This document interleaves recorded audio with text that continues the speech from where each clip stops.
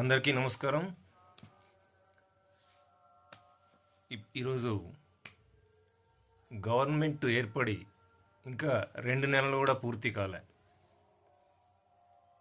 కానీ అప్పుడే జగన్మోహన్ రెడ్డి పాపం ఆగలేకపోతున్నాడు.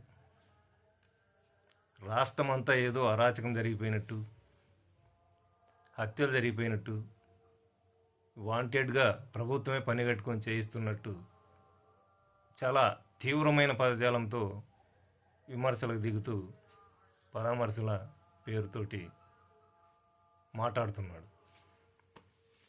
కానీ జగన్మోహన్ రెడ్డి అధికారంలో ఉన్న నాళ్ళు చేసినటువంటి అరాచకం, హత్యలు, దాడులు, దౌర్జన్యాలు, తప్పుడు కేసులు ఇవన్నీ కన్వీనియంట్గా ఆయన మర్చిపోయినంత మాత్రాన ప్రజలంతా అంత మతిమరుపు వచ్చేసి ఉంటుందా ప్రజలకు?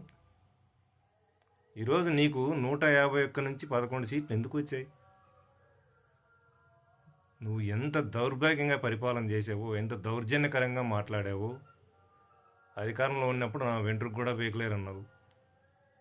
ఈరోజు ప్రజల్లోకి వెళ్ళి అరాచకం అంటూ గగ్గోలు పెడుతున్నావు. కొద్ది రోజులు ఆగలేకపోతున్నావు ఎందుకు? కనీసం ఒక 6 నెలలు గ్యాప్ ఇవ్వాలి కదా. అప్పుడే మొత్తం సూపర్ 6 అంతా రద్దు చేసేసినట్టు, ఇంక అసలు ఇవ్వమని చేతులు ఎత్తేసినట్టు. ఇంకా 5 ఏళ్ళ సమయం ఉంది. అప్పటిదాకా అవి అమలు చేయకపోతే మాట్లాడాలి, కానీ 2 నెలలకి ఎంత తొందర ఎందుకు? ఈరోజు నీ పరిస్థితి ఎలా ఉంది అంటే, ఒక బురద గుంతలో నిండా మునిగిన పంది బయటకు వచ్చి జనం మీద బురదను ఎలా విదిలిస్తుందో ఆ రకంగా తయారైంది నీ మాటల విధానం. ఎందుకు ఇంత దారుణం? ఎందుకు? ముందు నిన్ను నువ్వు విశ్లేషించుకోవాలి. ఎక్కడ తప్పు చేసాము, ఎందుకు ఓడిపోయాము అనేది. ఇంత దారుణంగా అంత పెద్ద ట్రంపింగ్ మెజారిటీ దగ్గర నుంచి ఇంత లీస్ట్ స్టేజ్కి ఎలా పడిపోయాము అనేది నిన్ను నువ్వు విశ్లేషించుకోకుండా, నీ అహంకారాన్ని మార్చుకోకుండా ఇంత మూర్ఖంగా ఎందుకు తయారవుతున్నావు? ఒకసారి ఆలోచించుకో, మనం చేసిన తప్పులేంది అనేది. ఒక ఎమ్మెల్సీ మర్డర్ చేసి జైలుకి వెళ్ళి బెయిల్ మీద బయటకు వస్తే ఊరేగింపుగా తీసుకొచ్చి నీ పక్కన కూర్చోబెట్టుకున్నావు, ఒక ముఖ్యమంత్రి స్థాయిలో ఉండి. అవన్నీ నీకు గుర్తులేవా? లేకుంటే ప్రజలు మర్చిపోయారని మభ్య పెడుతున్నావా? ఇది కరెక్ట్ కాదు. ఫస్ట్ నిన్ను నువ్వు ప్రక్షాళన చేసుకోవాలి. నిన్ను చూస్తుంటే నాకు డౌట్ వస్తుంది.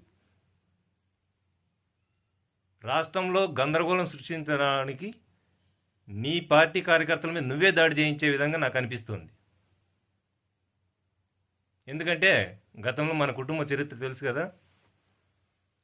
హైదరాబాద్లో ముఖ్యమంత్రులు మార్చడానికి ఎప్పుడంటే 89 నుంచి 94 మధ్యన తమ నాన్నగారు మత కలవరాలు సృష్టించాడు. ఆ రోజు కొన్ని 100 మంది ప్రాణాలు కోల్పోయారు పాపం. అవన్నీ ఇప్పుడు గుర్తొస్తున్నాయి. అధికారం కోసం మీరు ఎంతకైనా దిగజారుతారు, ఎంతకైనా తెగిస్తారనేది అర్థమవుతుంది. కాబట్టి ప్రస్తుతం ఏర్పడినటువంటి కూటమి ప్రభుత్వానికి కూడా ఒక సూచన ఏంటి అంటే, జగన్మోహన్ రెడ్డి పట్ల చాలా అప్రమత్తంగా ఉండాలి. లేకపోతే వీళ్ళని నమ్మడం కష్టం. వీళ్ళు రాజకీయ అధికారం కోసం ఎంతకైనా తెగిస్తారని నాకు అనిపిస్తుంది. ఎందుకంటే వీళ్ళకి అధికారం లేకపోతే వీళ్ళు చేసిన అవినీతి అక్రమాలు, దానికి సంబంధించిన కేసులన్నీ మెడకు చుట్టుకొని ఎక్కడికి జైలుకు పోతామోనని, ఈ రకమైన తెగింపుకు తెగబడతారేమోనని నాకు అనిపిస్తుంది.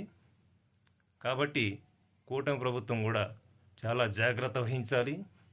ఎక్కడ తప్పులు లేకుండా ప్రజారంజకంగా పాలిస్తూనే జగన్మోహన్ రెడ్డి గారు చేసినటువంటి ఒక్కొక్క తప్పుని బయటికి తీసి చట్టపరంగా శిక్ష విధించాలని సవినయంగా కోరుకుంటున్నాను.